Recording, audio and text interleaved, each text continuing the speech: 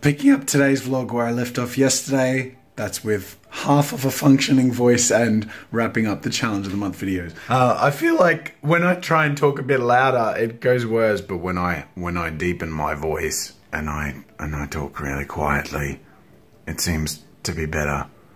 But I feel like if I did a whole vlog like this, it'd be really creepy. But then again, if I did a whole vlog like this, that'd be even worse. The point I'm trying to make is that I'm rendering the challenge of the month. That'll go up in a moment. So will yesterday's vlog. And oh, if I like tighten my voice, it's not too bad. I should probably just not talk much today. Tell you what, let's do it JAZZA Neistat style.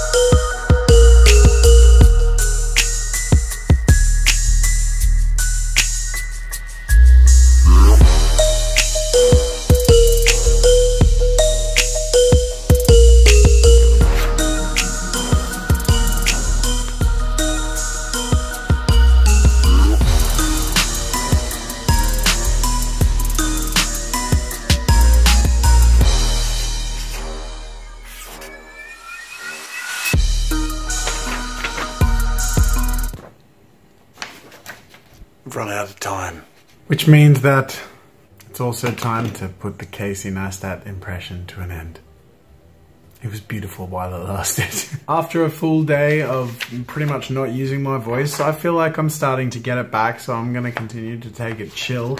I got half of the stuff I needed to get done today done, the big half, which wouldn't necessarily be half. So I'd be more correct in saying more than half. But numerically half. So I'm halfway through editing Tuesday's stream. I'll finish that off on Friday, and then the other two things at the very end of the list were sort of miscellaneous little tidbits. Editing some stuff for VidCon, which I'll walk onto the stage with, which I'll edit tomorrow morning, and then editing some stuff for my agent, which is basically for the press kit he'll send out, just a little compilation of the sponsored stuff I've done, just to show future sponsors what I can do. But that's it for the day. It's time up. So I'm pretty happy with everything I got done, even though I didn't get everything I wanted to get done, but hey, did you expect any different? Honestly? Really? Come on, guys. It's me we're talking about.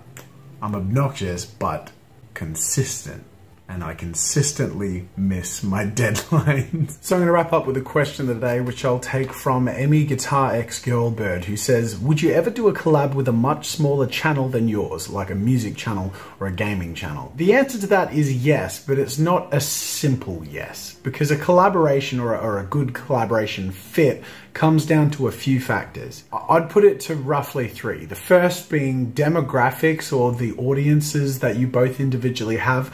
Do the interests that your audience have line up? Are you catering to similar age groups and genders and things like that? Basically, is it going to be an easy way for people to flow from one channel to the other? The second is the topic of content. If I do art and animation, entertainment themed content, collabing with a music channel isn't as comfortable as collabing with another art or entertainment themed channel. So where there are always exceptions to the general perspective, in general, this is is just like a rough guide. And then the third is audience size. It is a factor. At the end of the day, it's good to be at or around the audience level of the person you're working with. Now, of course, there is give there. I have collaborated with people hundreds of thousands of subscribers above and below me, and in some cases quite a lot more. So with the answer of your question being yes, that yes also relies on their content being of a certain caliber, their audience being of a good fit, and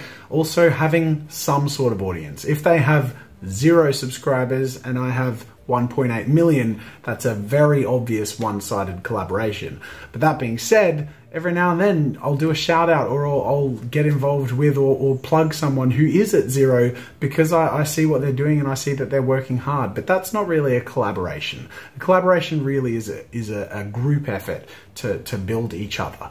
And you really have to be able to offer something to make that valuable for the other person. And sometimes that's more the content than the audience. My first ever major collaboration, one that actually made a huge difference in my channel's growth, was one I did with Dota Cinema. Now that will sound like a weird mismatch because that's a YouTube channel dedicated to gaming for a specific game, and I'm an art channel. But I'm an artist who is obsessed, or was at the time, with Dota 2. And I approached them and said, I want to make art for your channel. Do you want to do some sort of swapsies of content or whatever? And they uploaded an art, speed art that I did on their channel, and the people on their channel who were interested in what I was doing came over to mine. That was really cool of them to do because I was pretty small at the time. I think I had only like 10,000 subscribers and they would have had like 400,000 subscribers. So it's a huge gap. But when I contacted them, the guy that I'd contacted had seen some of my cartoons from years earlier. So this was someone who knew that I work really hard and liked my content. So it was more than just the numbers. It was a connection to something that brought value to both of us. So I hope that answers your question. There is always an exception to the rule, but in general, there's a reason that you see collaborators often have the same sort of audience sizes. And I don't mean to sound elitist when I say this, because I am open to doing things and collaborating with smaller channels. But I also have to be careful about it, because the more I do that, the more it seems to people like I'm willing to do that with everyone. And I need to pick and choose my moments, so to speak. Because if you collaborate with too many small channels, then you get contacted by a lot of small channels, and it's sort of overwhelming, and it's a bit hard to say no to everyone. I feel like it's a douchey thing to say because I've been the small guy and I've had a bone thrown to me, but there are factors that make it work, and there are also reasons why you don't see it very often. So I hope that answers your question. I just thought I'd be really blunt and honest with you. Thank you so much for watching, ladies and gentlemen. I'm going to go back to not talking very much for the rest of the day, and hopefully I'll have a bit more of my voice back tomorrow. I haven't been feeling too sick, which is a bonus. So wish me luck. I'll see you tomorrow.